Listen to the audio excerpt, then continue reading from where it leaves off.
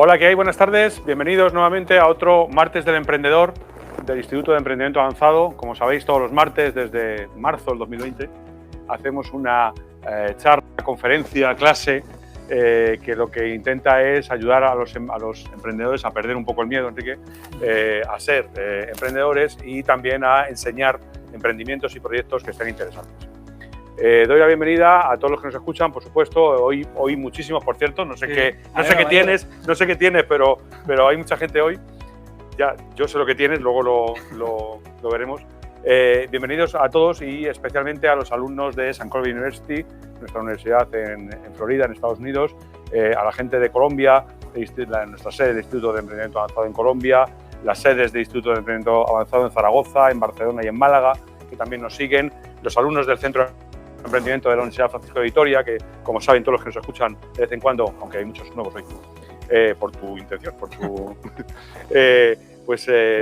también nos siguen y por tanto estamos encantados de estar aquí otra vez, otro martes. Un saludo especial también de Juan Claudio Belló, del presidente del Instituto de Emprendimiento Avanzado, que no ha podido estar hoy aquí, y de Hugo Barceló, que es el director también, otro de los fundadores del Instituto de Emprendimiento Avanzado.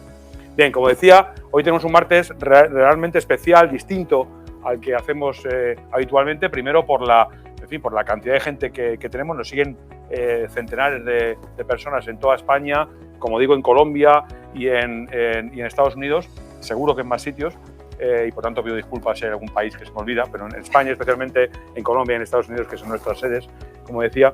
Y hoy, como digo, tenemos un emprendimiento especial. Veréis, alguna vez creo que los que nos siguen me lo han escuchado, que muy probablemente los estudiantes en este momento no saben a qué se van a dedicar. Su profesión no existe.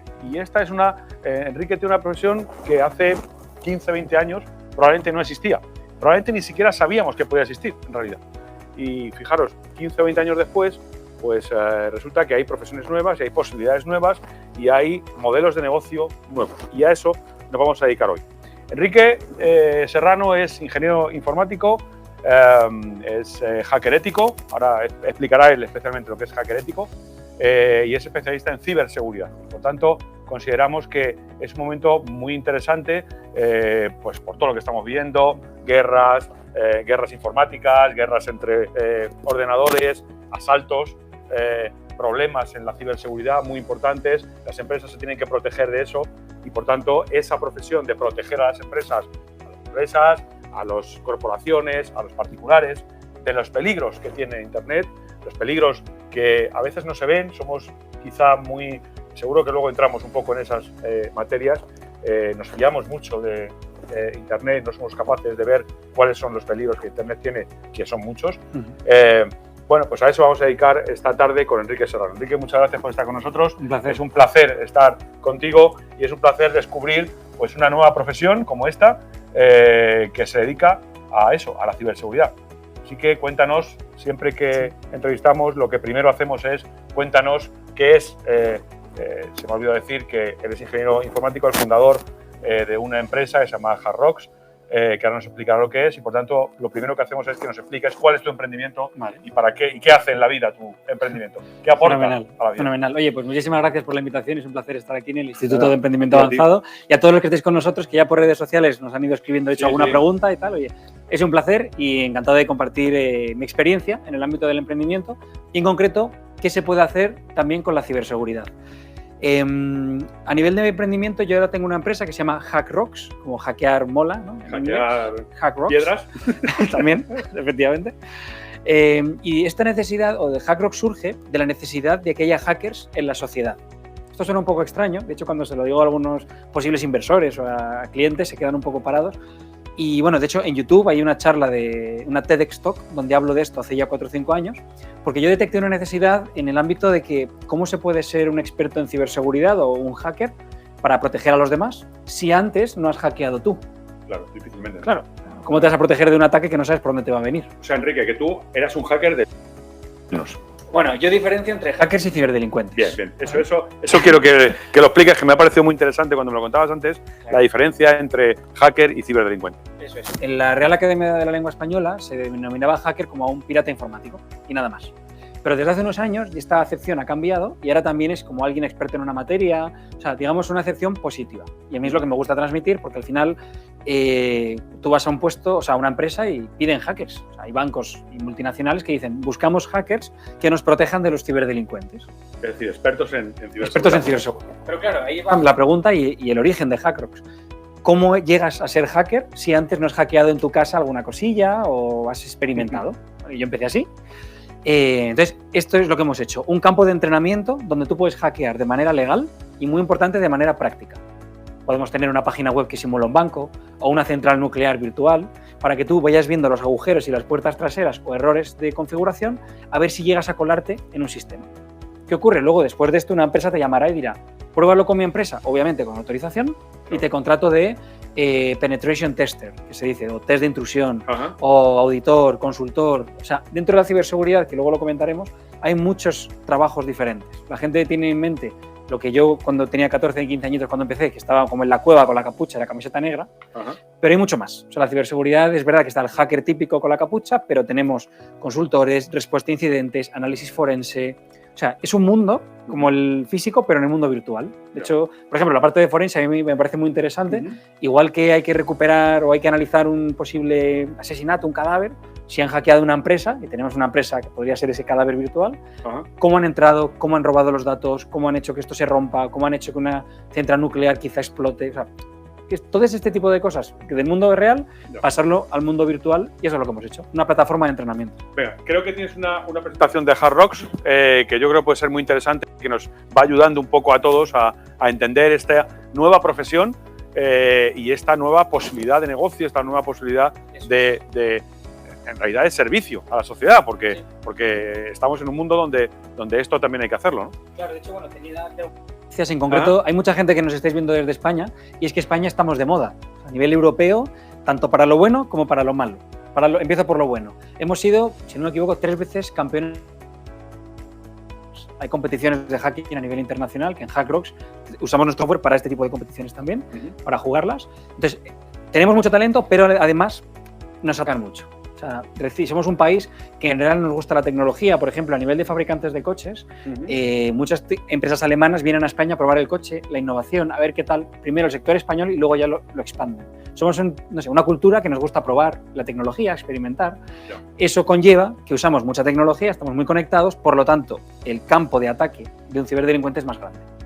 Por ello, en España somos un país, como veis ahí, bueno, 51.000 millones el año pasado. Vale, bueno, hay datos de diferentes países, de periódicos. El caso, que estamos de moda, la necesidad es un nicho de mercado, tanto para empleo como para emprendimiento, porque hace falta. Y en concreto, hemos preparado un vídeo, si vamos con PIS, por favor, la parte del vídeo, un vídeo de lo que hacemos en HackRocks y ahora continuamos. Raúl, que es nuestro informático, nos lo pone. Vale, venga, vamos a ver. Ahí. Aquí es donde vivimos. Aquí es donde pasamos más de 6 horas y media al día. Y aquí es donde está el peligro. La transformación digital está cambiando el mundo y los ciberdelincuentes están más cerca de lo que pensamos. La pregunta no es si vamos a ser atacados, sino ¿cuándo vamos a recibir el ciberataque? ¿Somos vulnerables? ¿O es que piensas que tú no puedes ser hackeado? Aprender ciberseguridad es la clave para un futuro seguro. Porque en un mundo tan cambiante, solo puedes hacer una cosa: formarte. En HackRocks confiamos en una formación de máxima calidad y con los estándares más altos para protegerte de lo que hay ahí fuera. HackRocks, el mejor aliado tecnológico para formarte en ciberseguridad. Aprende, protégete, prepárate. Conviértete en el hacker del futuro. HackRocks. Pues bueno, ahora comentaré lo de la voz, ¿vale? Pero al final una experiencia que he tenido en la parte de emprender, yo había emprendido en el pasado con otros temas no tan tecnológicos, pero mira, ahí tenemos también a gente, amigos de Juan, desde Segovia, perfecto. Sí. Juan pues una cosa que yo me fijé en su día en la parte de emprender es que o lo dejas todo o va a ser muy difícil que el emprendimiento salga bien. O sea, yo antes tenía mis trabajos, yo fui parte de IBM, luego estuve también en una empresa de Israel, en una startup, y me di cuenta que o lo dejas todo por ello o al final esto no termina saliendo, ¿no? Entonces, ¿qué significa eso? Pues dejarlo todo es un paso muy arriesgado. O sea, de estar en IBM, en una gran empresa, tranquilo, con tu sueldo estupendo, entre comillas. De eso nosotros siempre hablamos que eso y hay que tener las cosas muy claras. Y luego hace falta un punto de, en fin, de alguna forma buscarte la vida y saber que al final encontrarás alguna fórmula de esa seguridad, ¿no? Pero bueno, a eso iba, la parte de buscarte la vida. Hay que perder el miedo, Es una de las cosas que nosotros intentamos enseñar aquí, que hay que intentar de alguna forma que la gente pierda el miedo. Muchos de la gente que nos escucha hoy, seguro que tienen la cabeza montada una empresa, etcétera. Bueno, lo que hay que ayudarles es a que pierda el miedo, que se puede emprender y al final se puede salir, ¿no? Seguro. Que una la cerramos dando beneficio, pero la veíamos poco escalable, que era de vender ropa, unas camisas, y ahí me di cuenta, porque claro, era como el segundo plato de todos. Claro. O sea, todos tenemos nuestro trabajo estable y a ver si sale esto. Ya. Ese a ver si sale suele ser que a lo mejor el producto es rentable, pero no escala, no crece y bueno, al final no termina de salir. Y lo que decías de buscar la vida... Exclusividad. Claro, exacto, la exclusividad. Justo trabajar, me ha encantado, claro, porque en la parte del vídeo, bueno, para los que están fuera de España quizá no lo conozcan, pero es el doblador, esta persona que habéis escuchado, de Batman. O sea, es Batman en España, es Claudio Serrano. El tío es un crack y claro, hay que buscarse la vida. Pues a nivel de startups, cuando empiezas tienes más o menos dinero. Oye, claro. pero yo quiero lo mejor para mi empresa. Entonces yo siempre he intentado buscar lo mejor para mi empresa y desde luego creérmelo, y me lo sigo creyendo, que mi empresa es la mejor del mundo. O sea, habrá muchas estupendas, pero al final es tu empresa, es tu bebé, tienes que cuidarlo. Y dije, ¿a quién quiero? Pues al mejor doblador de España de doblaje, actor de doblaje. Pues vas tirando, vas pidiendo a la gente favores, oye, apóyanos, y parece que no, claro, pero la gente apoya un montón, la gente le gusta, Claudio nos apoyó desde el principio, venga, vamos a hacerlo, obviamente quizá no podéis pagar lo que mi empresa cobraría en estos casos, pero venga, yo os ayudo. O sea, hemos visto gente que de manera desinteresada muchas veces ayuda mucho, claro. Pero también obviamente hay escalones, hay momentos complicados en la parte de emprender, pero ese mensaje de buscarte la vida, exclusividad y tu producto es el mejor del mundo, creo que es una parte fundamental. Sí. Oye, síguenos hablando del asunto del hacker, que a mí es que lo del hacker informático me parece que es otro mundo distinto. A ver, ¿cómo empezaste tú a ser hacker? ¿Y por qué? Pues mira, yo empecé con 14 años cuando hice un curso de programación. Yo me di cuenta que cuando sabes programar, si te haces desarrollador, tienes más poder del que la gente cree. Y de hecho, a día de hoy sigue siendo así. ¿A qué me refiero?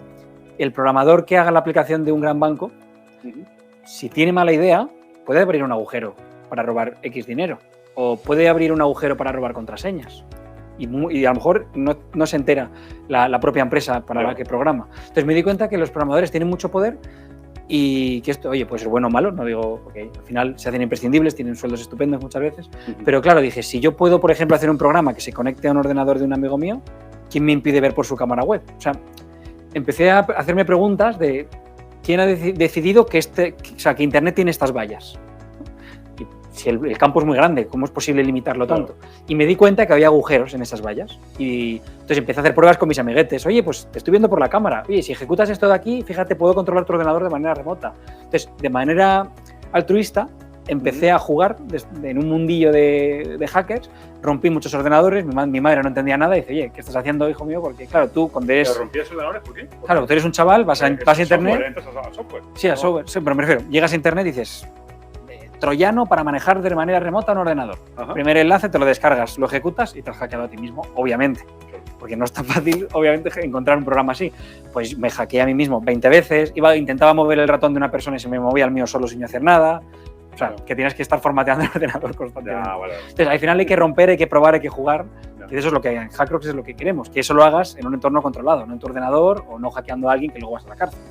De hecho, un detalle, en 2011 en España ya cambió un poco la legislación y ya está como, digamos, es delito intentar hackear a alguien.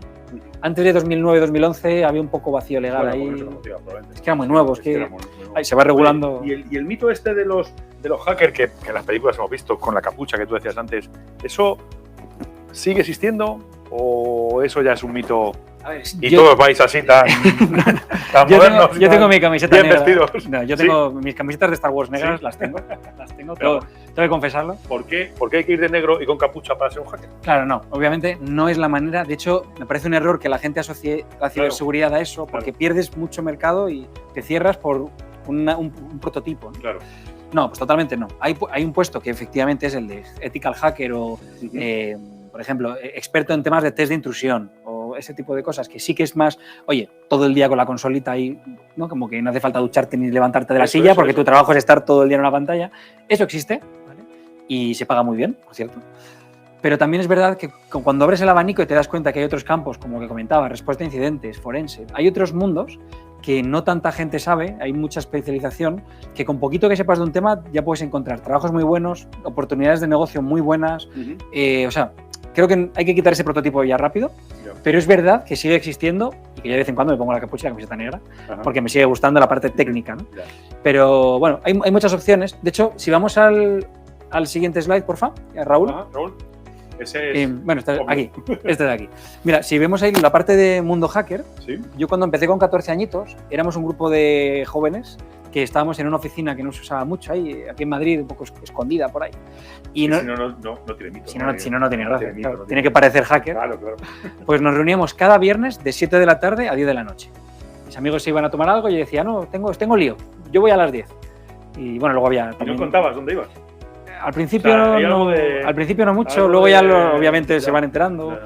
A ver, sobre todo porque empezamos a investigar en el mundo del hacking hace 14 años en un sitio ahí oscuro, tal. Tampoco es algo que se va contando mucho, ¿no? Pero lo bueno que teníamos es que éramos 5 o 6, tampoco muchos, solo que luego terminamos siendo casi más de 15. Cada viernes uno del grupo tenía que exponer algo diferente al resto. Cuando dices exponer algo diferente es encontrar algún agujero por donde Ok. meterte en algún Si esto era un viernes, yo después de ese viernes, el sábado, debería ser capaz de hackear algo nuevo que no supiera Ya. 24 horas antes. Ajá. Y eso nos forzaba a que mínimo cada 4 o 5 viernes yo sabía que me tocaba exponer algo súper innovador y una nueva técnica de hacking. Oye, Enrique, pero digo yo, vamos a ver, todas las profesiones del mundo tienen que actualizarse, todas. Y puede ser arquitecto, puede ser médico, efectivamente tienes que actualizarte todos los días. Pero me parece que esto es todavía más complicado, porque en realidad, en fin, el delito va por delante. Y por tanto, la preparación técnica y la actualización técnica vuestra tiene que ser muy importante. ¿Tú cuántas horas dedicas a actualizarte, tío? Porque Yo vivo conectado. vienes conectado, claro. Vivo todo el día viendo, sobre todo, a mí me gusta mucho ver la parte de innovación con la parte de ciberseguridad.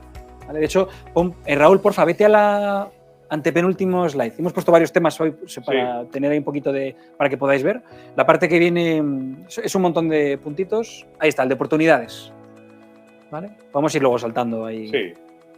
Ahí está. Estas charlas son así, son Sí, bueno, así más natural. inspiradoras y... Pues fijaos, ahí te estáis viendo en pantalla. A mí me gustan mucho estos temas. Por ejemplo, empezamos con el de computación cuántica. Podemos ir luego dando saltos. Vale. ¿Qué estamos viendo ahora? Hay ordenadores cuánticos que han cambiado el paradigma de la tecnología o a nivel de procesador. Lo que antes eran ceros y unos ahora se convierte en algo mucho más. ¿Vale? Podemos estar un día hablando solo de esto. ¿Qué ocurre? Si ahora tenemos ordenadores cuánticos que un procesamiento que a día de hoy duraba 100 años, ahora dura 10 minutos, puede dar lugar a posibles amenazas. O sea, tiene aspectos positivos y aspectos negativos. Por ejemplo, ¿cuándo se considera que una contraseña es segura a día de hoy? Pues eso, cuando en cientos de años, si tú pones hoy un ordenador a intentar descifrarla, oye, sí, pues en el año 3025 Lo podría obtener. la podríamos obtener, pero como no vamos a estar, se considera seguro. ¿Vale? Ya. ¿Qué ocurre? Con la computación cuántica, en vez de 500 años, a lo mejor estamos hablando de 2 días. Por lo tanto, lo que considerábamos seguro a día de hoy, a lo mejor ya deja de serlo. ¿Vale? Ya. ¿Qué ocurre? Esto es un peligro, pero es una oportunidad. De hecho, en el MIT ya se está hablando de una asignatura de computación cuántica orientada a la criptografía. Es decir, cifrados cuánticos. Hay que cifrar, claro. Claro, cifrar la información Claro. con un algoritmo cuántico, no con un algoritmo binario, que es lo que tenemos hoy en día. Entonces, esto es una oportunidad a la vez que un peligro. Entonces, empresas que hagan cifrados cuánticos o que sepan programar con computación cuántica, pues todavía no hay muchas. Ahí hay un nicho de mercado y de emprendimiento bestial. De hecho, IBM, yo tuve la oportunidad de estar en Zúrich, en Suiza, delante del ordenador cuántico de IBM y comentábamos con ellos el lenguaje de programación que utiliza IBM para el ordenador cuántico es gratis, está abierto y si tú vas a la página de IBM de Quantum, lo puedes ver. Y cualquiera puede aprender. Entonces es gratis y de hecho te dejan realizar hasta alguna petición de prueba gratuita. O sea, cualquiera... Con lo cual podrías ofrecer tus servicios, luego hablaremos del servicio y del producto, pero podrías ofrecer tu servicio para empresas de este tipo. O, por ejemplo, temas de investigación de temas de biología, temas de análisis de sangre, tema médico, hay veces que hay tanta información a un nivel milimétrico que se necesita mucha capacidad de cómputo para poder detectar que si tienes esta vitamina B tal, subida, bajada, significa que en 20 años vas a tener esta enfermedad. Esas predicciones cada vez se pueden hacer más. Juntando... Se puede hacer más rápido, digamos, y por lo tanto se puede hacer más. Claro. Es que antes, incluso ni siquiera lento, no se podía ni siquiera estructurar un procesador para que, digamos, analizara información o correlara X información. ¿Inteligencia artificial? ¿Hay otro campo ahí de...? Sí, sí, de hecho está muy de moda ahora lo del tema de la por eso, inteligencia artificial. por eso digo, Sí. Ahí hay un montón de novedades, hay un montón de opciones. Es que se puede hacer de todo. O sea, desde, por ejemplo, mejorar el tiempo de respuesta a un ciberataque. Tú imagínate que eres un humano, estás trabajando, bueno, imagínate no, somos humanos. Bueno, a veces hay días que no, depende del día que tengamos. Pero bueno, estás trabajando en tu ordenador y estás en una empresa que se dedica a detectar amenazas a una página web. Entonces tú estás viendo ahí los típicos dashboards de películas, con las gráficas, las conexiones entrando y saliendo. Ay, pues mira, nos han hackeado la base de datos. ¿Por qué? Porque en Twitter han puesto una contraseña de un usuario. Ok, pero si una máquina es capaz de ver 10.000 peticiones por segundo, además saber que los días que llueve los ciberdelincuentes atacan más porque no juegan al fútbol y que, bueno, relacionar X cosas que el ser humano ni de broma conseguiríamos, se pueden predecir, por ejemplo, cuándo va a haber un delito. Oye, pues no sé qué va a pasar, pero hoy de 7 a 8 va a haber una fuga de datos porque el otro día el programador cerró el ordenador a esta hora, luego abrió la página web y hay un error ahí. O sea, es posible correlar información con inteligencia artificial y sacar conclusiones, que es la magia de esto. Claro, es la magia de eso. Y predecir un ataque o saber por dónde ha venido un ataque. O sea, se pueden hacer cosas muy interesantes. De hecho, hace poco un amiguete hizo una investigación con el crimen de Chicago y le dio los 3 años anteriores del crimen de Chicago son públicos. No sé si exactamente ahora, o era el 2019, o sea, 18, 17, algo así, eran públicos. Entonces él dijo, vale, a una inteligencia artificial le voy a incorporar esta información. Todos los crímenes que ha habido en los últimos 3 años en Chicago. Y, de hecho... Intento predecir... Claro, y predigo el siguiente. Entonces, ¿qué ocurre? Tú puedes hacer eso y a ver qué pasa, o lo que hizo él, en vez de darle los 3 últimos años, le doy los 2 últimos años. Y como tengo el resultado del año 3, claro, comparo el nivel de acierto. Bueno, pues era un acierto de unos porcentajes altísimos. O sea, no el 100% obviamente, pero hablamos de porcentajes de mucho más del 50%, incluso del 60-70%, de que acertaba cuando iba a haber en esa esquina un crimen. Porque la farola estaba fundida, entonces cuando hay menos luz hay más probabilidad de un ataque. O sea, sí, la máquina... O porque han pasado por allí determinada gente en cada día, etcétera, etcétera. Y él sabe, pues, sabiendo que ha pasado esto en Chicago, claro, y analizando más factores externos, podemos dar esas conclusiones que un humano probablemente es imposible. Metaverso, otra cosa de moda, es que está todo de moda, en fin. De hecho, temas de metaverso, yo tengo una pregunta, y esto voy a ser muy claro y muy sencilla. ¿Cómo sabemos que el proveedor del metaverso que estemos utilizando garantiza la privacidad de una conversación? Vale, esto es como si yo te pregunto a ti, si te contrato a ti como hacker ético, ¿cómo me aseguras que no me estás introduciendo por el otro lado y estás dejando huecos para luego entrar? Es lo mismo, ¿no? Pero ahí está el servicio como tal. Yo voy más al canal. Ah, claro. Vale, tú imagínate, eres un abogado. Sí. Es que hay hace poco una persona en redes sociales. Soy. ¿Ah, sí? Pues mira, pues tú puedes hacerte tu bufete en el metaverso. Sí. Es precioso, con las gafas, y la gente llega.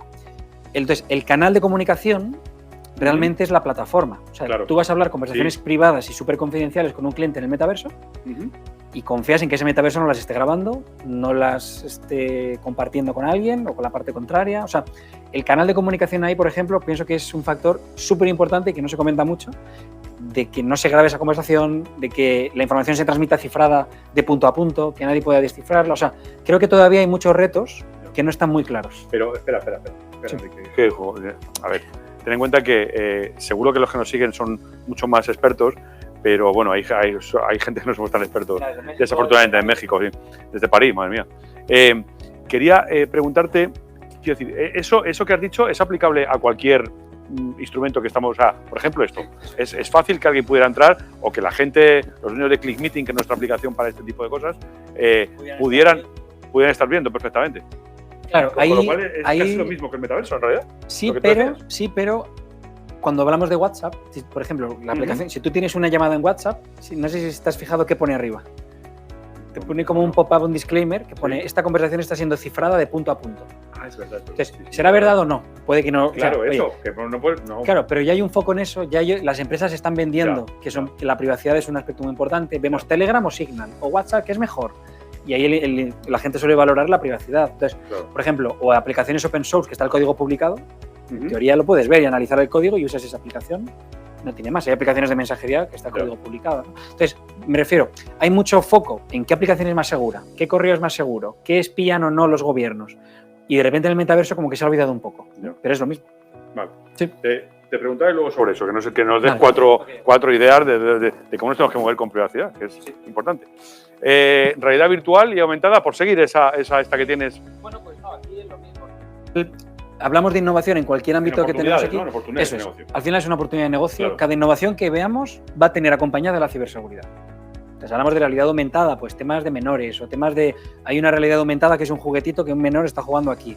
Y si llega alguien y cambia la señal y le pone otra cosa, o sea, al final todo... Bueno, yo siempre decimos, en el mundo del hacking solemos decir, todo lo que tenga IP, o sea, que esté conectado a Internet, es hackeable, por ejemplo, ¿no? Y bueno, y hasta si no está conectado a Internet, pues también. Entonces, al final, cada innovación tiene que ir acompañada de ciberseguridad. Y de hecho hago la pregunta a la gente que nos está viendo.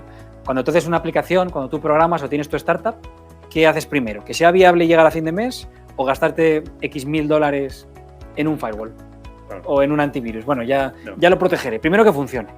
Luego ya lo protejo. Ya, es verdad, déjame que te pregunte también sobre eso. Es verdad que las empresas, en general, las que yo conozco, y conozco de todo, grandes, pequeñas, medianas, esto de la ciberseguridad solo, se preocupan de ese problema cuando han tenido un cierto ataque, ¿no? Y claro, eso suele ser un problema. Conozco una empresa que le robaron los datos y le pidieron dinero. Le pidieron dinero que hubo que pagar en criptomonedas, además. Que hubo que pagar, no sé si me has entendido. Hubo que pagar en criptomonedas. Es un tema muy curioso, porque nadie te va a decir que ha pagado. Bueno, pues yo no voy a decir quién es, pero sí. lo conozco perfectamente, vamos. Sí. Y hubo que pagar en criptomonedas. Los malos muchas veces cumplen, porque si los malos cumplen, la gente paga. Entonces, claro, se convierte esto en un círculo vicioso de que al final claro, nadie llama a las autoridades, nadie intenta descifrarlo, que hay veces que se puede. Nadie intenta descifrarlo, mira, pago porque ¿cuánto me cuesta? Un auditor, $1.000. Y me piden $300, mira, pago 300 y que me lo devuelvan. Bueno, esto era bastante más. Era bastante más. Bastante. Pero ¿qué ocurre? Y aviso a navegantes, si se paga, que conozco gente que me ha dicho, no, yo creo que voy a pagar. Digo, vale, si pagas, el día siguiente probablemente van a volver a intentar hackearte de nuevo de la misma manera si no lo has corregido. Claro, lo que pasa es que ahí justo es lo que te decía, que cuando ya has tenido un problema es cuando solamente cuando te planteas buscar un hacker ético y decir, oye, que estos que te digo ya lo tienen. Claro, pero me refiero, si tú pagas 300, te lo devuelven, pero el día siguiente te lo quitan. Pero te lo han devuelto. O sea, no significa que tú les pagues y se lo lleven, que alguno lo habrá seguro, sí, porque no hay garantía ninguna. No, pero ellos cumplen. Pero normalmente, en mi experiencia, lo que he visto es que a veces, o sea, en un porcentaje interesante cumplen, pero el día siguiente te vuelven a hackear otra vez, o a las horas. O sea que, bueno, al final, las autoridades, ¿qué suelen decir? Nunca pagues, porque no hay garantía de que te vuelvan el dinero. Y si te lo devuelven, te van a hackear a los 2 minutos, que estás igual. O sea que, y por cierto, sí que se puede recuperar a veces. Y si no se puede, yo siempre mi consejo es que la gente guarde el dato. O sea, el dato cifrado que no puedes acceder a él, que te pone paga o no puedes acceder a tus fotos. Eso. Guárdate las fotos. Porque estamos hablando de computación cuántica. A lo mejor en 10 años sí se puede descifrar y podrás recuperar tus datos. Ah, claro. Vale. Igual que igual que las contraseñas. Efectivamente. Habría un día que efectivamente se puede descifrar. Pero igual que hacen los malos. O sea, cuando hay una fuga de datos, hemos visto, por ejemplo, hace poco vi publicado, hace un par de años, LinkedIn pierde los datos de no sé cuántos millones de usuarios. Sí. Que significa que tu nombre, contraseña, apellido, ubicación está filtrado, los datos que sean. Ese dato muchas veces te dicen los proveedores de un producto o un servicio, no, pero tranquilo que tu contraseña está cifrada y tu DNI está cifrado, tu tarjeta de identidad, así que no te preocupes. Bueno, no me preocupo hoy, pero en 10 años lo van a descifrar. Claro. Entonces mi contraseña de hoy los malos se la están guardando. Porque en realidad lo han metido en un ordenador cuántico o están esperando. Y está buscando la fórmula. Sí, o están esperando a que la tecnología avance. Bueno, esperamos 5 añitos que a lo mejor sale el ordenador cuántico para todo el mundo en casa, cambia el mundo, y entonces todo lo que tenía aquí robado, que estaba cifrado, ahora lo puedo descifrar, por ejemplo. Pero entonces, joder, Enrique, entonces no hay solución. Claro. La solución es prevenir, que no te pase. Prevenir. Claro, que no te pase. Primero, o sea, en ciberseguridad está prevención, detección y respuesta. Y tienes que estar preparado de las 3 cosas. Sí, y hay empresas en cada una. La prevención, hemos dicho, yo encripto mis datos, pero que hay la posibilidad de que me roben esa encriptación y dentro de 5 años los puedan abrir. Con lo cual, no hay solución. Claro, que no te lo roben o hacer lo máximo posible. Bueno, para que seas poco importante para que no te lo roben, es la única posibilidad, ¿no? Bueno, y no tan poco importante. Eso hay mucha gente que me dice, oye, yo no soy el presidente de un país, ¿por qué me van a querer hackear? Es verdad, sí. Es un pensamiento que todos tenemos. ¿A quién le importa lo que yo hago? O sea, claro, pero no es correcto porque, además soy súper claro, porque a veces eres un medio para un fin que no te esperas. Y pongo un ejemplo. Hay un término que se llama botnet, que son como pequeñas, son redes de bots, que es que un bot puede ser nuestro ordenador que ha sido hackeado, o sea, nuestro dispositivo. Y tú imagínate que tienes, si eres un ciberdelincuente, 1 millón de ordenadores hackeados o dispositivos móviles hackeados y las personas no lo sabemos. Imagínate que mi móvil, por ejemplo, ahora mismo está hackeado y hay 1 millón de gente como yo hackeada. No estaría bien, ¿eh? No sería una buena no sería un buen ejemplo. Pues, ¿qué ocurre? Que si yo soy el malo, digo, vale, 1 millón de dispositivos, atacada a esta persona o a este gobierno o a esta página web. Ya. Pues te conviertes en un cómplice de un ciberataque. Y a quien van a buscar las autoridades a tu casa es a ti. A la IP. Es a la IP, que es tu móvil, que estás en casa con el wifi, por ejemplo. Entonces, hay veces que hackear a un desconocido tiene sentido de manera masiva para usarte para otra cosa. Ya. Oye, seguro que hay mucha gente que nos escucha, gente que sabe de ciberseguridad y otros que no. Yo lo que te diría, no podemos dejar que te vayas sin que nos des cuatro consejos para cualquier persona de ciberseguridad. O sea, ¿qué podemos hacer para, en la medida de lo posible, ya me he dado cuenta que es imposible, pero en fin, en la medida de lo posible ser lo más difícil para los hackers posible? Total, yo os digo, y de hecho podéis poner ideillas si queréis por ahí también. Venga. Bueno, pues hay un consejo que yo siempre indico, que me parece fundamental, que es que una contraseña y un usuario, o sea, un usuario y contraseña, ya no se considera seguro para proteger un activo, ¿vale? En ciertos niveles de empresas. Contraseña y seguro, vale. O sea, ¿hace falta más? Sí, algo más. Un usuario y una contraseña y algo más. Técnicamente se llama doble factor de autenticación. Cada vez está más de moda, cada vez la gente no técnica lo va conociendo más. ¿Pero qué significa esto? Pues traducido del inglés un poco raro es, tienes que juntar de estas 3 cosas que voy a decir ahora, al menos 2. Primero, algo que tú sepas, pues una contraseña y un usuario. Algo que forme parte de ti. Esto la gente lo traduce como algo que tú seas. ¿Vale?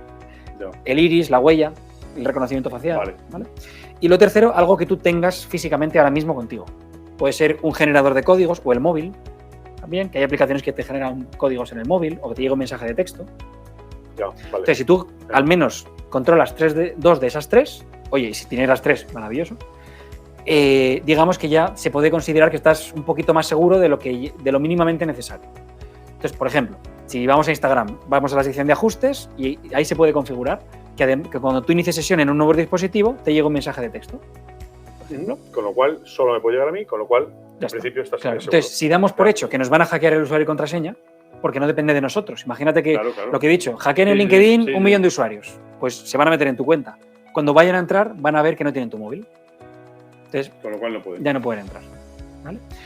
Y voy más allá. Ya no solamente a nivel de correo electrónico, que por supuesto, o de red social, también a nivel de mensajería. Y esto es una cosa que, poned en el chat, por favor, los que estáis aquí, bueno, hay un montón de gente, los que estáis escuchándonos, ¿quién de vosotros tiene activado el doble factor de autenticación en WhatsApp? ¿Vale? Yo, de luego, no. A ver quién lo tiene. No. Yo no. ¿Alguien sí? Increíble. A ver. No, yo. Bueno, yo ir poniéndolo. Lo normal es que no, o sea, no es porque, en mi experiencia, porque no se publicita tanto. Mira, vemos que mucha gente no lo tiene. Es muy sencillo de hacer los pasos, lo voy a comentar que ahora. Sí, que es un periodista. Ah, mira, genial. De nuestro equipo, que sí, que dice que perfecto. ¿Cómo se activa? Vamos a comentarlo. Bueno, pues es muy sencillo. En nuestra aplicación de WhatsApp vamos a la sección de ajustes y si no recuerdo mal, en cuenta o en seguridad, creo que era en cuenta, ponía inicio de sesión en 2 pasos o doble factor de autenticación. Entonces nos va a pedir un código PIN. Esto es súper importante porque si no ponemos este código PIN, ¿cómo se valida tu identidad en WhatsApp por defecto? Ahí no hay contraseña, ni usuario. Claro, es verdad. Es un mensaje de texto. Entonces, ¿qué pasa si mañana un ciberdelincuente hace un duplicado de una tarjeta y pide el mensaje de texto en un móvil nuevo? Claro, nos acaban de robar el WhatsApp. Entonces, con este código PIN, cuando inicie sesión en un nuevo dispositivo, te dice, alto, ¿cuál es tu código PIN de 6 números? Si no lo tienes, no puedes iniciar sesión. Entonces, además del mensaje de texto, que es algo que tienes, WhatsApp acaba de incorporar, hace unos añitos ya, el PIN, que es algo que tú sabes. Entonces, ya tenemos 2. Vale. Y, por cierto, si se os olvida el PIN, no os preocupéis, porque os va a pedir un correo electrónico para poder recuperarlo. Si se te ha olvidado.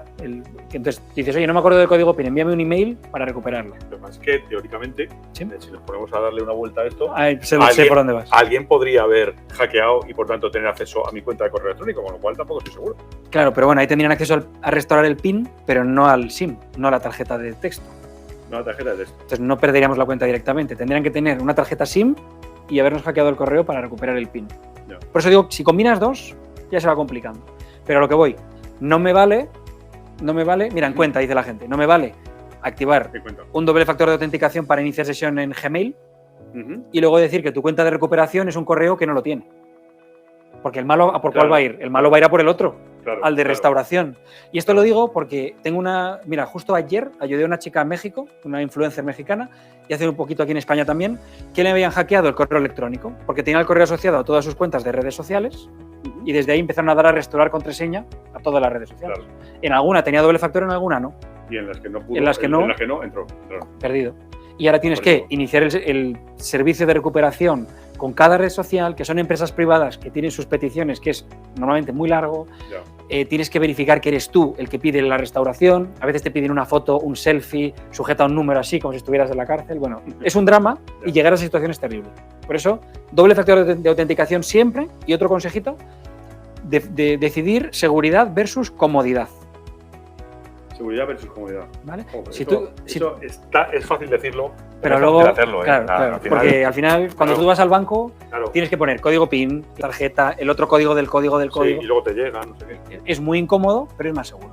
Pero en cambio dices, no, mira, yo esta cuenta de Instagram es que me da igual, no la uso nunca, si me la quitan me la han quitado. Pues oye, es súper cómodo entrar. Usuario, hola, contraseña, 1, 2, 3, 4. Mañana te la hackean, pero es muy cómodo, porque no tienes que memorizarlo. Claro. Entonces, también invito a la audiencia a que piense... Sí, doble factor también en redes sociales. Redes sociales, También. correo electrónico y aplicaciones de mensajería. Bueno, y el banco, en todo, en la vida. Rolando dice que acaba de activarlo. Oye, pues estas sesiones, si además valen para esto, estamos encantados. Me alegro, me Oye, alegro. Enrique, Sí. vamos a retornar un segundo al emprendimiento. Joder, ¿cómo vendes estos productos? Porque claro, tú vas y dices, oye, que sepas que tu empresa tiene un problema muy serio y van a entrar. O tus cuentas. ¿Cómo vendes? ¿Cómo buscas clientes, para entendernos? Por ser Al más- final, por ser más sí, sí. joven, ¿cómo buscas clientes? A mí la parte de la comercialización me parece que es fundamental. Me parece un reto personal que tengo porque vengo de un mundo muy técnico. Entonces, Claro. yo he hecho diferentes formaciones de ventas exclusivamente para poder saber vender y comunicar a un cliente una idea, hay que comprar y tal. Entonces, para mí la comercialización es súper importante.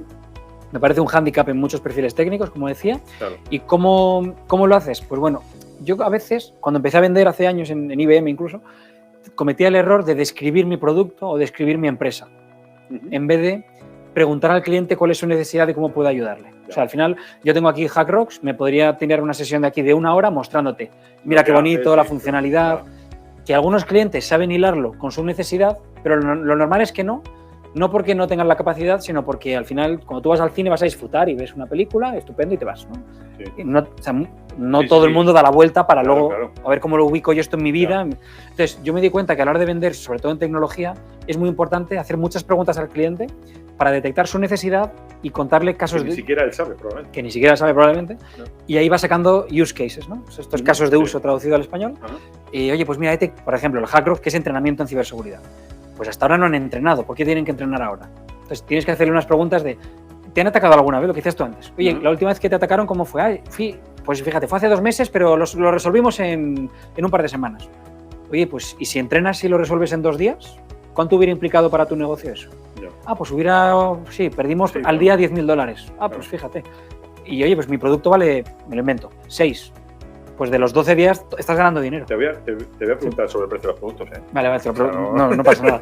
Pero me refiero, en la parte de Así que no, ciberseguridad... No te vas a librar. No, perfecto. ¿Cuánto cuesta esto? Ahora te lo digo. Venga, yo. venga. En la parte de ciberseguridad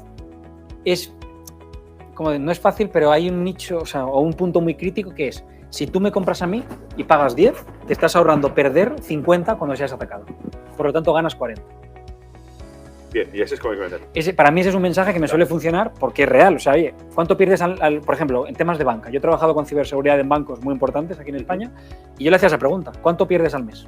Por robos que han robado a un cliente, hay sí. robos de tarjetas que Sí, luego sí. tienen que devolver el dinero a los clientes. Pues perdemos al mes 2 millones, por ejemplo. Lo invento, ¿eh? Vale. ¿Y tu producto cuánto cuesta? 100.000 al mes. Joder. No, yo soy el cliente y digo, o sea, voy a ganar 1.900.000 euros. Pero, o sea, ¿tú le puedes asegurar a una empresa que los hackers malos los puedes controlar? Al 100% Porque, claro, nunca. Es que estos son muy listos, No, ¿eh? claro. Casi- y casi siempre van por tanto como delante. tú. Y siempre van por delante. Siempre por delante, efectivamente. No, al 100% no se puede asegurar Ya. nunca. Lo que se suele hacer es una prueba de concepto. Oye, te lo pongo 3 meses y por un coste más simbólico. Ya. Si te gusta, te lo quedas. O sea, en ciberseguridad el círculo de venta suele ser reunión de interacción inicial a ver si detectas necesidad, una demostración del producto. Oye, mira qué bonito es, intentando sacar casos de uso, no tanto descriptiva. Y el siguiente paso es prueba de concepto. Oye, pruébalo un mes, incluso gratis. A ver este mes cuánto dinero has ahorrado gracias a nosotros, por ejemplo. Entonces, oye, ¿quién no va a querer probar cómo ahorrar dinero? Vale, y ahora, profundizando un poco más, hablamos de producto y de servicio. Sí. Claro, el problema es que tú vendes un programa o vendes a un hacker con su capucha que está pendiente de que no pase nada en esos dashboards que tú hablabas antes. Claro, O sea, ¿esto es un producto o en realidad es un servicio y un producto a la vez? Claro, en este caso es un software as a service. O sea, es un producto como servicio. Producto como servicio, vale. Yo te alquilo un producto durante un año. Tú me alquilas un producto durante un año, pero no te pones tú detrás para... ¿O funciona solo? No, como en nuestro caso, en nuestro caso es un campo de entrenamiento.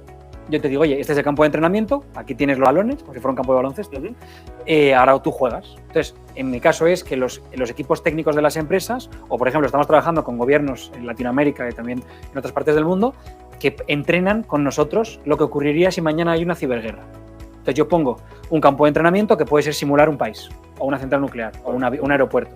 Y los militares de cada país se dedican a hackear, a proteger, a ver quién hackea más. Tenemos como competiciones que duran X horas o días. Lo que estamos es capacitando a los operarios, digamos, a los técnicos, para que se defiendan llegado el caso. Es decir, no es tanto un producto que tú suministres a una empresa para que se defienda.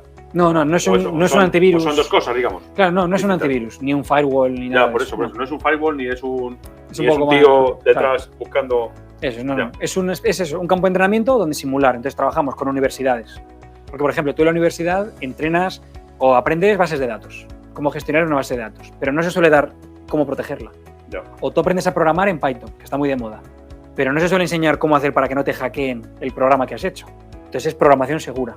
O sea, complementamos materias en las universidades y a nivel luego corporativo o de gobierno lo que hacemos es entrenamiento de gente técnica, militares. Entrenamiento de gente. Sí, de hecho acabamos de hacer ahora una competición de varios países militares para que entre ellos a ver quién es el país más seguro a nivel, esto fue en Latinoamérica, participaron bastantes países, no puedo dar resultados, pero sí puedo contarlo, y fue muy interesante ver a la gente, o sea, todos los militares vestidos de militar, con el ordenador, en tiempo real, en directo, jugando, o sea, hackeando en nuestra plataforma, simulando lo que sería pues unos ciberejercicios para ver esto como el mundo real. Si mañana hay una ciberguerra hay que ponerse a hackear igual pero me hablas de grandes corporaciones que tienen capacidad de tener técnicos propios, pero pequeña y mediana empresa o personas físicas pues también, que no tienen, también lo que tenemos. No tienes técnico. Quiero decir, ahí sí que entiendo que el producto es distinto porque eso es, yo no te voy a contratar para que para entrenarme, ¿no? Yo tengo otros problemas. Oye, pero podrías. O sea, podría, pero digo que no me dedico a eso, con lo cual no tengo un técnico informático detrás al que tenga que formar y que tenga que entrenarme, y que tenga que entrenarles, quiero decir. Entonces, ¿ese tipo de servicio también lo dais? Es decir, sí, lo que hemos hecho, diga, y hablando de precios, lo que hemos hecho es, hemos metido como rangos de usuarios. Entonces, si tú eres una startup, una pyme, pues de 1 a 50 usuarios te va a costar tanto. Que estamos de precio a nivel de tenemos formación y competiciones. Son dos productos como que tenemos así. Porque yo te vendo la competición y tú me puedes decir, vale, fórmame antes para poder competir bien. Entonces, tenemos como la formación asociada a las competiciones. Tenemos las dos cosas. A nivel de formación estamos en torno a 10 euros usuario aproximadamente. Que si eres una startup, una empresa de 1 a 50 usuarios, estás más cerca de 10 o un poco más de 10, que si eres una empresa de 1.000 empleados técnicos, que ya tienes que ser grande, pues ahí estamos más cerca de 5 o de 4. Hacemos precios por volumen, escalables, para que todo el mundo... O sea, mi objetivo siempre ha sido que todo el mundo que quiera aprender ciberseguridad pueda, aunque no tenga conocimiento. Y de hecho, si vamos a hackrocks.com, hay una sección de 9 euros al mes para que la gente en casa lo pueda pagar. O sea, que cualquiera en su casa puede hacer cursos que tenemos publicados, porque también hacemos eventos al público general. O sea, hace poco hicimos un evento en la India con más de 1.000 personas, creo que hubo. Hemos hecho aquí en España un evento con Google a nivel de programadores. Google ha abierto un data center en Madrid y quería, pues, hemos hecho con ellos una manera de que la gente conozca el data center, que la gente aprenda a programar usando la tecnología de Google. Eso ha sido, por ejemplo, un caso de éxito que hemos tenido hace poquito. Entonces, de precios, pues estamos más o menos eso, en torno a 10 euros usuario, y cualquiera en su casa, por 9 euros al mes, puede, por 9 euros usuario, mes. Puede formarse para ser hacker. Para ser hacker. 9 euros usuario, mes. Para ser más o menos. Para ser hacker y, por tanto, incluso para defenderse. Digo el caso. Es que ahí vamos. Eso es lo que vamos. Nosotros formamos hackers para proteger empresas. Claro, habría que intentar, en realidad, que todos fuéramos un hacker para protegerse. Exactamente. Porque esto yo lo comparo con la gente que aprende, los que abren la cerrajería. Sí. Entonces tú tienes que saber abrir una puerta para poder arreglarla y protegerla. Los que hacen las grandes cerraduras y las grandes cajas fuertes, Ya, claro, estoy seguro que saben abrir la mitad de las que existen. claro. Entonces ahí hay un punto de tema moral muy importante.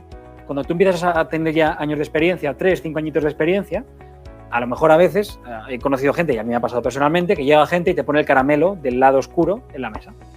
Y ahí son los valores de cada uno que hay que decidir. Obviamente, yo siempre recomiendo el bien y no dedicar tus conocimientos para hacer el mal. Porque, primero, por una cuestión de moral, que no se debe hacer, y segundo, porque he visto gente que ha cogido ese caramelo y han terminado muy mal. No duermes tranquilo por la noche, algún día llamarán a tu puerta. Sí, Tengo amigos que han llamado a su puerta sí, ¿no? y han terminado mal. Ya. Entonces, yo siempre recomiendo hacer el bien. Haciendo el bien en ciberseguridad, ahora mismo hay nicho de empleo bestial, nicho para startups bestial. De hecho, cuando tú vas a una entrevista de trabajo siendo experto en ciberseguridad, te preguntan el sueldo a ti. No te dicen cuál es el sueldo del puesto. Es un poco al revés. Oye, ¿por cuánto estarías dispuesto a venirte a la Lo que empresa? pasa es que entiendo que las grandes empresas lo que pretenden es incorporarte a sus plantillas. Y por tanto, eso para un emprendedor no. El emprendedor lo que busca es, digamos, Es hacer tener su propia plantilla y por tanto ir sirviendo a las empresas. Vaya. Claro, bueno, a mí me pasa. Yo al final tengo que retener a mis programadores, Claro. hacer que la gente quiera trabajar con nosotros. Entonces, bueno, de hecho, a nivel de hacking es muy complicado. Nosotros tenemos un equipo de investigación que va detectando nuevas vulnerabilidades porque tenemos que estar todos los días viendo innovación. Lo que decíamos antes, Claro. que al final tienes que estar todo el día formándote, aunque cualquier profesional lo tiene que hacer, pero en fin, vosotros especialmente porque el lado malo, claro, se me plantea una pregunta que seguro que a algunos se le ha ocurrido también de los que nos siguen, que como hay tantos, seguro que se le ha ocurrido. Claro, el problema es que si la gente elige siempre el lado bueno, perfecto.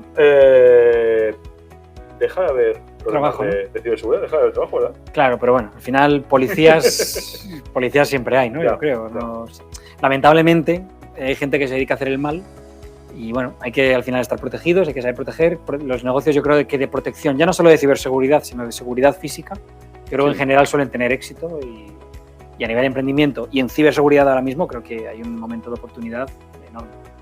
Oye, Enrique, estamos casi en 50 minutos, ¿eh? O sea, se nos Sí, ha sí, ido es verdad, esto fíjate. muy Se ha pasado súper rápidamente. Oye, nosotros hacemos siempre unas últimas preguntas a los emprendedores que nos pasan por aquí, que es, un poco cómo ves el futuro de la ciberseguridad. Es decir, ¿habrá un cierto momento que todos tengamos la capacidad de poder defendernos o autodefendernos mejor y por tanto habrá menos trabajo? ¿O crees que esto ya no hay Dios que lo pare, por entenderlo, no hay Dios que lo pare, porque esto va a seguir aumentando y nuestros problemas de seguridad van a ser cada vez mayores? Pues yo iría más por la segunda parte que has dicho. Sí, ya. Porque miremos 30 años atrás. Bueno, no 30, 10. Yo cuando empecé hackeando con 14 años, se podía hasta hackear, es que no había ni un firewall en casa. O sea, se podía hackear sin protección ninguna. De hecho, hackear era... demasiado fácil. Sí, conocer una dirección IP de una persona casi entraba sin hacer nada.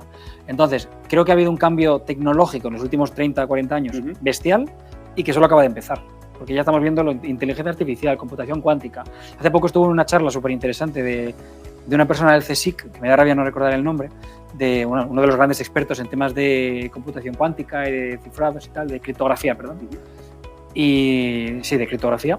Y hablaba de que al final se habla de que de aquí a 25 años va a cambiar todo y va a revolucionarse todo en el ámbito de la criptografía, que es lo que comentamos de proteger la información y de las comunicaciones, pero que se lleva diciendo eso cada año desde los últimos 3 o 4 años. O sea, siempre es dentro de 25 y el año que viene seguirá siendo dentro de 25, pero lo que está claro es que va a llegar un momento, va a llegar una ola de que esto de tener todos un ordenador con ceros y unos, la ventanita, tal, de aquí a 20, 30 años ya se da por hecho que va a cambiar y habrá que ver cómo. Y entonces, cómo cambie significará nuevas oportunidades de ciberseguridad, hay que protegerse, privacidad, negocio. Entonces, yo creo que estamos empezando una curva que generaciones y generaciones verán. Oye, Enrique, otra pregunta que hacemos también es, para ser emprendedor en ciberseguridad, ¿qué inversión tienes que hacer? Aparte de la tuya personal, horas y horas y estudio y en fin, y... Bueno, la primera es encontrar en inversión de tu equipo, me refiero, si tú no eres el técnico, que yo he tenido la suerte, que soy el nerd, ¿no? El friki. Sí, el friki. Pero si no tienes al friki en tu equipo, normalmente toda startup de ciberseguridad necesita un buen director técnico. El director técnico de Hackrox es Óscar Delgado, es doctor universitario, también es otro friki del mundillo. O sea, al final, una persona técnica es muy importante que tengas, sobre todo porque en la ciberseguridad se valora mucho la reputación humana y de tu producto y lo que cuentas. O sea, si tú vas a un cliente y te hace una pregunta de ciberseguridad y no sabe responderla y te tiras a la piscina y dices, bueno, yo suelto esta respuesta a ver si acierto.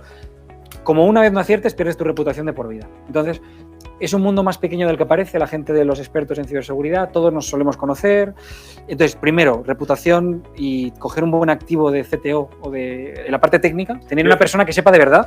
No hace falta, para ser más claro, no hace falta ser un tío con la capucha con 14 años para montar una empresa de ciberseguridad. Pero esta es la pregunta más concreta que te quería hacer. No. La respuesta es pero hace falta una persona que sepa mucho del tema, que puede ser tú mismo si te formas y te vas preparando, ¿no? Pero una formación previa es fundamental para saber de qué estás hablando. Porque yo he visto gente que ha fracasado que se unió al mundo de la ciberseguridad porque estaba de moda y no sabían ni encender un ordenador. Entonces, si haces eso, acompáñate de los que sí saben o tienes que aprender antes. Es un consejo que suelo dar porque he visto gente que me da pena que se mete porque está de moda y se encuentra que esto no es tan fácil y que tiene mucha base de fondo, ¿no? Eso por un lado, y luego a nivel de inversión, pues depende. Al final conozco startups que se dedican a la parte más de servicios y no tanto de productos. Es una cosa que yo recomiendo elegir. Si eres un producto, te hace falta bastante inversión para poder desarrollarlo y quemar capital para desarrollar un producto. Pero en cambio, tengo un amiguete que acaba de montar una startup de ciberseguridad orientada a auditorías de seguridad. Esto de analizar una página web, a ver por dónde entro y te digo luego cómo corregirlo y por dónde he entrado. Esto, por ejemplo, está de moda. Auditorías de seguridad. Hay mucho, ¿eh? O sea, hay muchas empresas ya que hacen esto, pero mi amigo lo acaba de hacer, joder, tiene trabajo, tiene negocio y ya no da abasto. Y eso dice, no, sí, sé que soy otra más, pero es que él es de Alicante y dice, es que en Alicante no hay tantas, por ejemplo. Claro, eso es. Pues entonces, oye, pues la gente valora que estés aquí en la zona, yo voy al cliente físicamente y una empresa de servicios, ¿qué necesitas? Pues en ese caso es una persona que sepa hacer esa auditoría, pero tampoco mucho más. Y el valor que vas a dar es enorme a una empresa. Oye, y otra pregunta que hacemos siempre, y casi siempre es la última, salvo que los escuchan hagan una pregunta. Mira, hay preguntas interesantes. Ahora vamos. Un consejo para la gente que está pensando emprender, no en ciberseguridad, sino en cualquier otro campo, porque ya nos has contado que has sido emprendedor en otras cosas y seguro que tienes algún consejo específico para la gente, para que pierda el miedo, porque nosotros pensamos en el Instituto de Emprendimiento Avanzado que la gente tiene miedo a emprender. Piensa que es un mundo a mí me da miedo, a mí me da piensa miedo. Que no sabes dónde vas, que no sabes dónde llegas, que pierdes la seguridad de una nómina mensual, para entendernos. Y que pasas a ser el malo de la película. Claro, y pasas a ser el malo. Eres el empresario que pagas a la gente. Y no solo eso, sino se lo tienes que explicar además a tu familia, oye, que me voy a jugar aquí mi vida en esto, que voy a cambiar de vida, porque en realidad también decimos nosotros, esto no sé si lo compartes conmigo, pero a lo mejor sí, que los emprendedores, emprender no es una forma de ganarse la vida, sino es una forma de vida 100%. distinta. 100%. O sea, un emprendedor cambia su vida radicalmente, o sea, su forma de pensar ya es otra completamente distinta a la de... Yo estoy de vacaciones en agosto, en España nos vamos un mes la gente. Ni mejor ni peor. Yo ya no me acuerdo. Ni mejor ni peor, distinta. Porque, bueno, luego tienes otras cosas mejores, ¿no? Que no necesariamente... Y esa típica frase típica que se dice de no notas que trabajas, que a veces es muy... No, es una mentira. No. Es mentira, pero es verdad que es diferente el trabajar para ti que para otros. Es verdad. Es diferente. Pero es verdad que trabajas, juegas y trabajas. Claro, es más libre. Sí, mira, pon Raúl, porfa, el último slide. Con consejos. Sí, he puesto el siguiente justo. He puesto un slide así de consejos, el penúltimo. Perdón. Oye, tenemos algunas preguntas que el problema es que no las vemos enteras aquí. No sé si alguien las tiene en el equipo. Si no, por redes sociales, encantado de responderos lo que queráis. Vale, entonces, emprendiendo, esto es lo que comentaba. Bueno, hemos hablado de la involucración. Ajá. Luego, ideas importantes. Tener un plan de empresa, el último punto, es más importante de lo que parece y yo lo he ido descubriendo y me hubiera gustado saber esto hace 3 años o casi ya que monté Hackrock. Entonces, ¿a dónde quieres llevar tu empresa? ¿Quieres ser un unicornio que valga 1.000 millones tipo Google y Facebook? ¿O no? Que dirás, ¿quién no quiere eso? Pues bueno, yo conozco gente que dice, no, yo monto mi empresa, en 2 años la vendo y gano 20 millones. No me hace falta llegar a 1.000. ¿Para qué quiero 1.000? Con 20 me vale. Si tampoco... Entonces, eso que parece una chorrada es una pregunta que un Venture Capital te va a hacer. Y si dudas sobre eso, van a ver que no tienes las ideas claras y te va a ser complicado, por ejemplo, conseguir inversión. Hubo otra cosa importantísima, decidir muy bien tu estrategia de empresa. Pues oye, meto ahora 100.000 euros o 20.000 euros o 5.000 euros, lo que sea, lo que tenga. Y estoy seguro que en un año hago un producto y hago otra ampliación de capital y incorporo nuevos inversores y voy a ceder tanto por ciento de mi capital social de la empresa. O sea, tener claro el equity.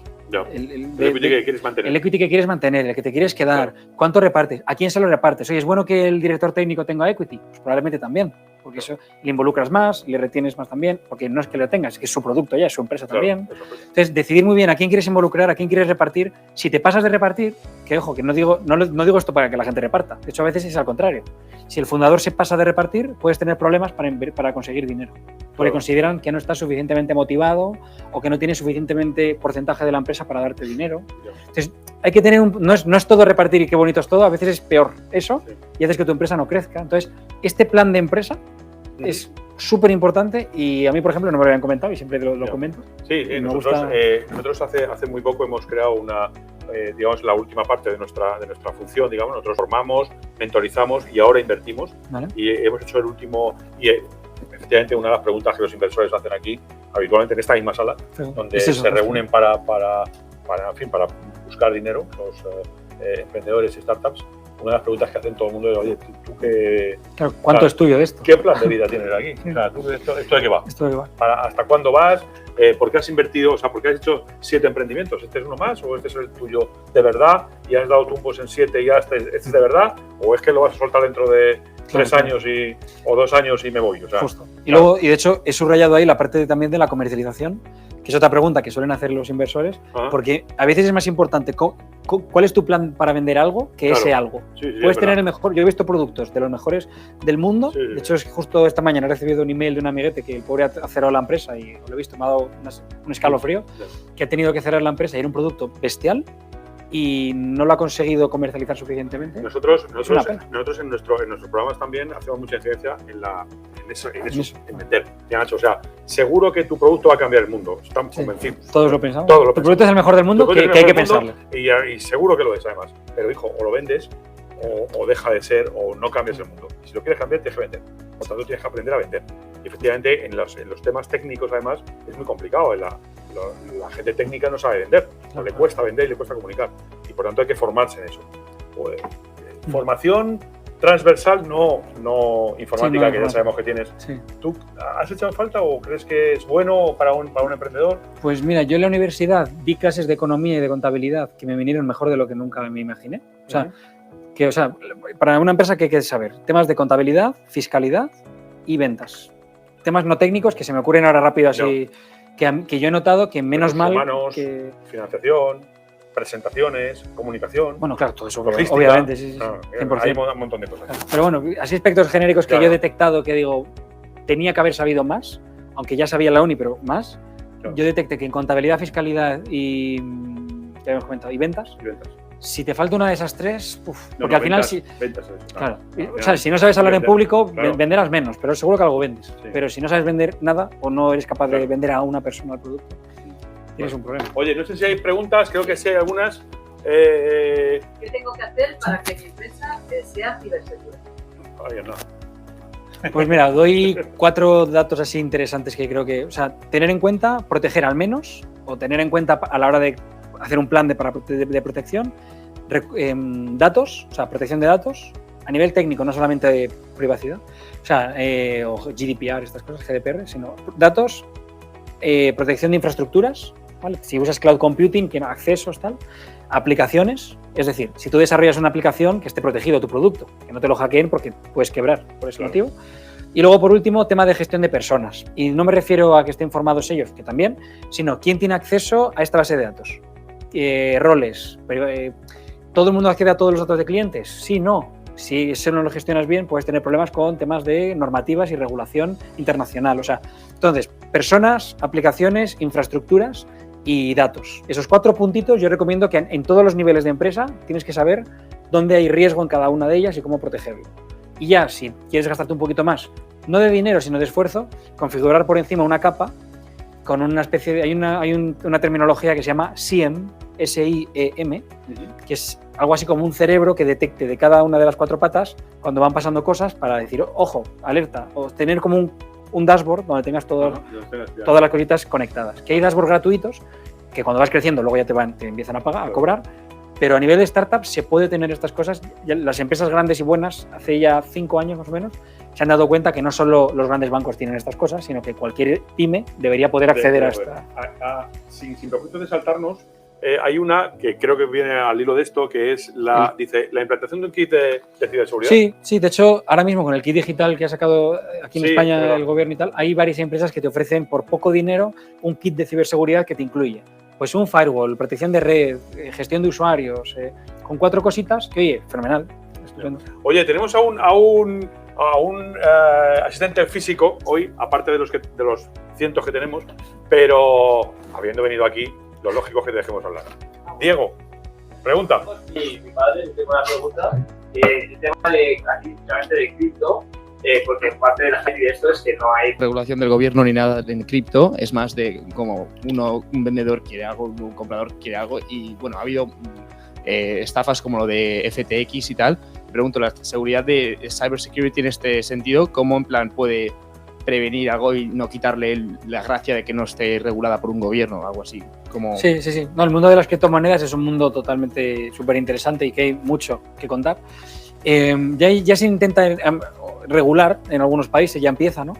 Pero ahí me gusta siempre dar un mensaje muy importante sobre la tecnología que está debajo. A veces se critica el blockchain o la tecnología que está de base de muchos tipos de innovaciones porque se utiliza para algo malo la aplicación de esa tecnología. O sea, cuando se habla de bitcoins, hace muchos años se hilaba solo con aspectos negativos y ya se criticaba entonces a otros temas como blockchain y tal. Entonces, a lo que voy. O sea, tienen cosas buenas y cosas malas este tipo de tecnologías. Cosas buenas, pues lo que decíamos de, digamos, transparencia, todo el mundo sabe, no hay un núcleo central o un banco que decide dónde va todo, ¿no? Pero contras que he vivido, que me han escrito en redes sociales, oye, me han hackeado la cuenta y tengo ahí no sé cuántos $1000 en criptos. Claro, no tienes un banco al que ir, ya no hay un mostrador para recuperar tu dinero, es simplemente mala suerte. Entonces, yo, por ejemplo, tengo una persona que está muy dedicada a este mundo y al tema de seguimiento de transacciones en criptomonedas, que eso es un mundo, también un nicho, poder seguir un poco... La trazabilidad. Sí, porque, bueno, de hecho, muchas veces es pública la trazabilidad. La gente piensa que es anónima y digo, bueno, anónimo hasta cierto punto. Pero bueno, dicho esto, este amigo mío me dice, yo que vivo siguiendo estas cosas, jamás, por ejemplo, invertiría en estos temas. Pero en cambio otros amigos míos que son expertos en cripto les encanta el tema y invierten y les encanta el mundillo, ¿no? Entonces, mi amigo este que se dedica a dar seguimiento me dijo, yo no invierto, no por la tecnología como tal, sino porque no hay ninguna empresa o no hay ninguna manera de garantizarme la ciberseguridad de que si me roban ese usuario o contraseña, estoy perdido, mi dinero está perdido. De hecho, se suelen recomendar wallets o carteras frías que tienes offline, pero conozco gente que perdió la contraseña, entonces ya no puede, tienen un pendrive todo el dinero y no puede usarlo, ¿no? Entonces, es un mundo delicado que mucha gente quiere meterse porque ve que ahí hay una opción de lo que sea y cuando las cosas van mal, personalmente me escriben pidiendo ayuda y tal y muchas veces no se puede ayudar. No, hay que esperar a que la evolución avance, ordenadores cuánticos, a ver si se puede dar la... Guardar eso y intentar... Sí, pero vamos, complicado. ¿No le seguimos con las preguntas?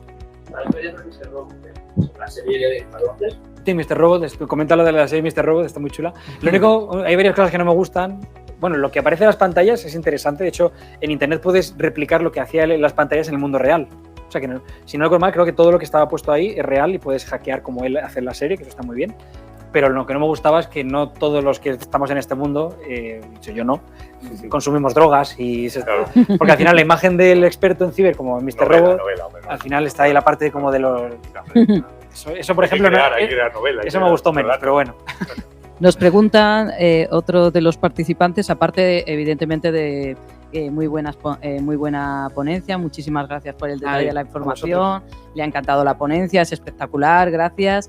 Nos preguntan algo ya mucho más certero, los salarios medios de expertos en ciberseguridad, pues ¿cuáles son? Pues mira, a nivel junior en ciberseguridad os lo digo por experiencias de gente alrededor, no es que o sea, hay gente que según entrar ya en ciber en el mundillo que no tienes mucha experiencia o acabas de empezar, yo diría que en España está siendo de mínimo 30.000 euros, ¿vale? Espero que nadie me mate por decir esta cosa. No, pues yo cobro 12. No. Bueno, seguro, y luego cuando ya llevas 3 años de experiencia, te das cuenta que ya en LinkedIn te empiezan a llegar ofertas en torno a 40. Cuando tienes 5 años de experiencia, ahí ya se nota un cambio bastante brusco y entre los 40 y 50 incluso ya he visto sueldos de hasta 60 y ya cuando tienes más de 5 años de experiencia, hasta 10, 8, 10, conozco gente que está cobrando 80, 70, más de 100.000. No. Y luego depende, hay un hándicap muy bueno, que os lo digo por un caso que tengo su cara aquí ahora mismo, un amigo mío, que trabaja desde España en un pueblecito para Estados Unidos con un sueldo de Estados Unidos. Y en Estados Unidos muchas veces los técnicos cobran más que los vendedores, que aquí en España suele ser al revés, que los no técnicos. Y él está en un sueldo, creo que eran casi $140.000 al año, $150.000 al año, que es un sueldo bajo en muchas zonas de Estados Unidos, en San Francisco y tal, pero trabaja en un pueblecito aquí de Madrid, o sea, de Madrid, de España, en el sur, y él, claro, dice, no, hombre, yo aquí estoy, claro. Entonces, eso es posible. ¿A qué se dedica él? A hacer auditorías de seguridad para el sur de Europa y norte de África. Entonces, los americanos le dicen, oye, para este viernes, estamos a lunes, imagínate, es lunes, para este viernes hazme la auditoría de esta empresa, que son 4 páginas web y 3 servidores. Y ya está, él está en la playa donde quiera estar, que el viernes tiene eso hecho. Lo que pasa es que hablas ahí, Enrique, de la gente, digamos, empleada por cuenta ajena. A nosotros nos interesa mucho la parte de emprendimiento. La parte de emprendimiento. Para un chaval que esté estudiando ingeniería informática y que se haya inspirado contigo y ¿qué tiene que hacer mañana para empezar su emprendimiento? ¿Qué le dirías? Oye, ¿cómo empiezo yo a crear mi propio emprendimiento? Pues en ciberseguridad. En ciberseguridad, sí. Claro. Pues yo lo que haría sería irme a la sección de noticias de muchos periódicos, hacer una pequeña investigación previa de hacia dónde va el mercado a nivel de innovación, lo que comentábamos. Ya. Ahora, inteligencia artificial está muy de moda. Ya he visto 3 o 4 empresas que están buscando cómo aplicarla más la ciberseguridad. Ajá, o sea, ya. yo buscaría el último nicho Buscar tecnológico nicho. que diga, pues mira, desde aquí a los siguientes 5 años se va a hablar mucho de, yo qué sé, De lo que sea. de computación cuántica. Vale. Pues ciberseguridad y computación cuántica. O sea, porque ya hace falta y se detecta súper rápido y los primeros que salgan convertirán... Son los que tendrán mejor Claro, posibilidad de o mercado. incluso convertirse en el estándar. De hecho, en Estados Sí, Unidos también, ahora ¿verdad? Claro. se está buscando Claro. estandarizar el cifrado cuántico Claro. y de hecho se han publicado más de 20 opciones y las van rompiendo la gente, van dando la vuelta al cifrado. Y ahora creo que había 2 que todavía no estaban rotas, 2 maneras de cifrar algoritmos. Pues oye, si de repente eres tú, cualquiera puede proponer este algoritmo como estándar universal. Ya. El que dé con el algoritmo que no se pueda romper se convertirá en el estándar a nivel mundial de computación cuántica. O sea, que para alguien que quiera, para un joven o no tan joven, da igual, para alguien que quiera emprender en ciberseguridad, lo primero es informarse por dónde va el mercado. Por dónde va el mercado, qué hay que proteger. Y que hay que proteger, efectivamente, y ahí empezar a buscar clientes. Sí, o casos de uso, pues, Casos de uso. porque no todo, o sea, en inteligencia artificial puede ser ciberseguridad para, lo que decíamos, Ya. detectar un crimen antes, o ciberseguridad para proteger los datos de la gente o prever lo que sea, o hilar muchas cosas y sacar conclusiones. Claro. O sea, hay muchos casos de uso que pueden acompañar a la innovación que nos acompaña. Estoy buscándolos. Noelia, seguimos. ¿Te queda alguna? Que desde Colombia, que si solo es a nivel de España. No, esto Bueno, es vamos, a nivel internacional y lo que Por comentaba. razones obvias. No, Esto sí que claro. tiene fronteras. No tiene fronteras. Y de hecho, ahora mismo yo estuve en Colombia dando unas conferencias en ciberseguridad organizadas por el gobierno y tal. De hecho, es que ahora mismo en Colombia se habla mucho de ciberseguridad. Hay bastantes opciones por ese mundillo. Por ejemplo, con mi empresa estamos haciendo cosas en Chile, en Colombia, en Ecuador, ¿en qué más países? Bastantes más. O sea, en México también. O sea, al final la ciberseguridad es global y tú puedes emprender estés donde estés, porque la innovación, la inteligencia artificial, tú accedes desde Colombia, desde Madrid. Claro, eso es. Sí, no hay ningún problema. Bueno, pues te parece, vamos a ir despidiendo, ¿no? No sé si hay alguna pregunta más, vamos a ir despidiendo, que llevamos 1 hora y cuarto. O sea, creo que has batido el récord mundial del Instituto de Emprendimiento Avanzado de duración de una charla. Así que te agradecemos inmensamente el ratito que hemos estado, lo que hemos aprendido contigo, la gente que nos ha seguido, pues por supuesto saludarla otra vez.